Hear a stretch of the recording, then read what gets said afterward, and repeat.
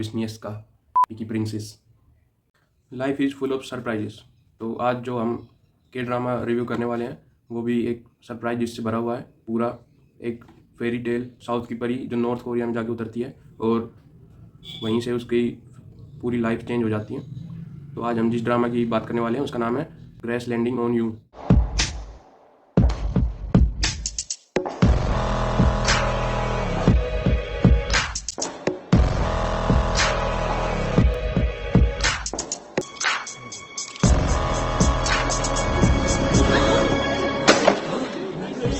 क्या हो रहा है?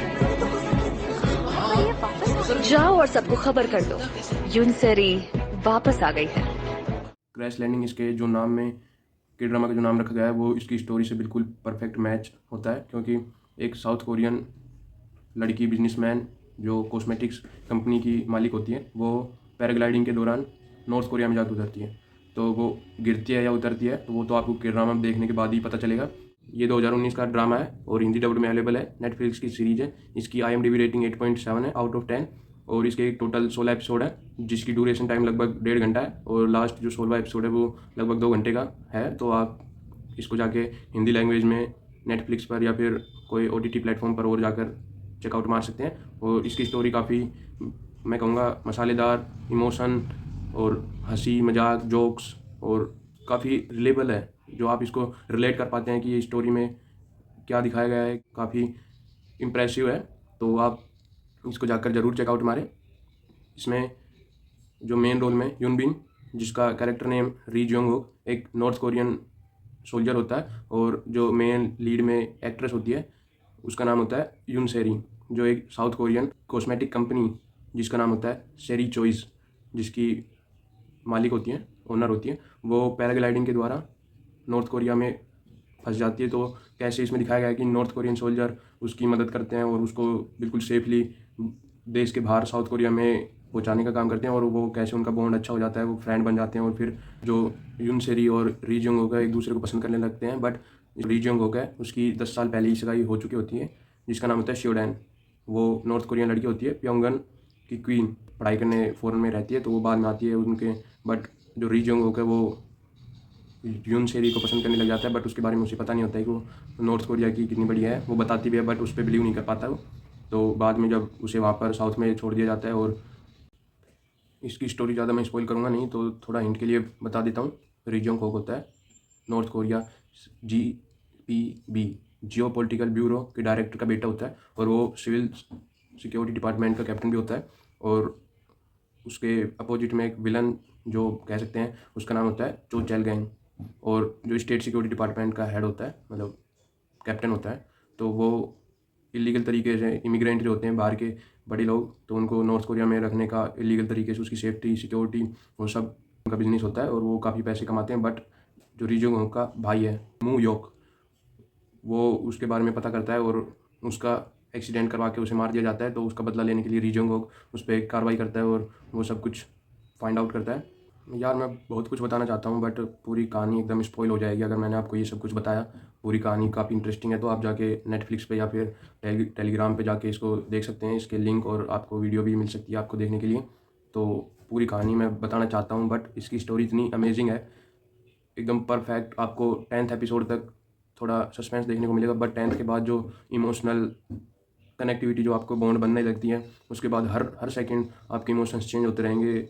सच बता रहा हूँ, मेरे को खुद को रोनी आ गई थी उसकी स्टोरी देखकर। इतनी इमोशनल स्टोरी और काफ़ी हार्ट टचेबल की ड्रामा था। जितना टाइम वो एक दूसरे के साथ बिताते हैं तो एक दूसरे को पसंद करने लगते हैं। बट जो री जोंग होकर उसकी सगाई पहले ही एक लड़की से हो, बट वो बोलते हैं कि हम एक मिशन के दौरान मिले थे और मिशन कंप्लीट होते ही इसे वापस भेज दिया जाएगा। ये डिवीज़न 11 की कॉमरेड है, तो वो मान लेती हैं और मिशन था उनका उसे वापस साउथ कोरिया में भेजना, वो भी सेफली।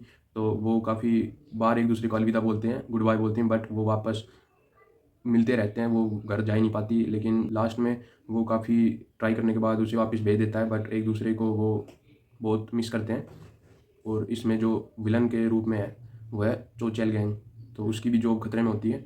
उसने री जोंग हो के पिता, जो एक GPB डायरेक्टर है, जियो पॉलिटिकल ब्यूरो के डायरेक्टर, तो उनके खिलाफ साजिश रचने के लिए उसे वापस साउथ से नॉर्थ में लाने के लिए एक मिशन करता है और वो पुलिस के द्वारा पकड़ लिया जाता है, बट वो वहाँ से भाग जाता है। एल्बर्टो गू, जो एक साउथ कोरियन फ्रॉड होता है, वो यूरोप से साउथ कोरिया आता है, साउथ कोरिया से फिर भाग जाता है। तो उसने यूनसेरी की भाई के साथ जो फ्रॉड किया था, तो उसके बाद वो नॉर्थ कोरिया भाग जाता है, बट उसे वहाँ से भी भगा दिया जाता है।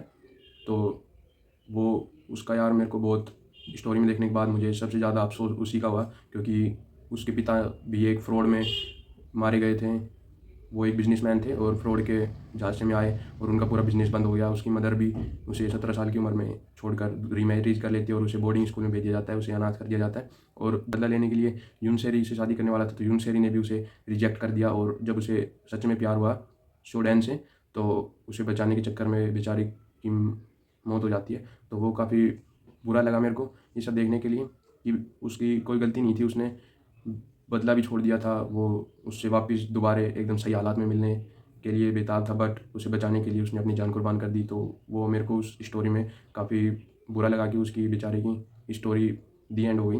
तो और रीजन होकर वो साउथ में जाकर यूनसेरी की सेफ्टी करता है। उसके घर वाले यूनसेरी के उसे पसंद नहीं करते हैं, बट लास्ट में काफ़ी इमोशनल ड्रामा हो जाता है। तो मैं इसको रेटिंग में 10 आउट ऑफ 10 रेटिंग करना चाहूँगा, क्योंकि एकदम परफेक्ट ड्रामा जिसको बोल सकते हैं वो है क्रैश लैंडिंग ऑन यू।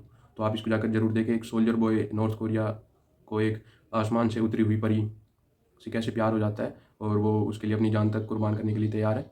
तो वो काफ़ी मेरे को पसंद आया। तो आप इसको जाके बताएं कैसा लगा आपको ड्रामा और यूनसेरी और रीजन की लव स्टोरी। तो यूनसेरी साउथ कोरिया की एक एवा विस्नियस्का, इसका अनदर नेम से भी जानी जाती है, जो एक पिकी प्रिंसेस ऑफ साउथ कोरिया। तो ये कुछ नाम है जिससे वो पहचानी जाती है साउथ कोरिया में। और उसकी सारी सब प्रिंसेस गिरी निकल जाती है जब वो नॉर्थ कोरिया में जाती है। तो वो दिन में 3 टाइम खाने वाली वहाँ पे सब कुछ खा जाती है। तो वो सब काफ़ी हंसी और पूरी स्टोरी आपको इमोशनली अटैच करती है, जिससे आप पूरे ड्रामा को कनेक्ट कर पाते हैं और काफ़ी बढ़िया था। एक साइकोलॉजी स्पेशलिस्ट यो इन सिम, जिसने कहा है कि एक बुक का कलेक्शन आपके चरित्र, जीवन और व्यवहार को दर्शाता है कि आप कैसे व्यक्ति हैं। तो वो भी मुझे पसंद आया। एडेलविस एक फ्लावर का नाम है, जो आपकी जो प्रीशियस मेमोरी है, जो आपकी यादगार यादें। अगर आप इस ड्रामा को देखने वाले हैं तो आप 10 एपिसोड के बाद एक टिश्यू पेपर जरूर साथ रखें, क्योंकि आप रोने वाले हैं और काफ़ी इमोशनल ड्रामा है। तो मैं कहूँगा कि आप ईयरफोन जरूर लगा के रखें। तो आपको हर सेकंड आपको हंसी भी आएगी, आपकी टीयर्स भी आएंगे, रोना भी आएगा, आपको दुख भी मिलेगा, सैडनेस जो होगी। तो सब इमोशन का जो बाप बोलते हैं वो है क्रैश लैंडिंग ऑन यू। तो ये माइंड ब्लोइंग अमेजिंग ड्रामा आप देखने के लिए तैयार हैं तो आप जाके इसको जरूर देखें और अपने चैनल को लाइक शेयर सब्सक्राइब जरूर कर दें। धन्यवाद।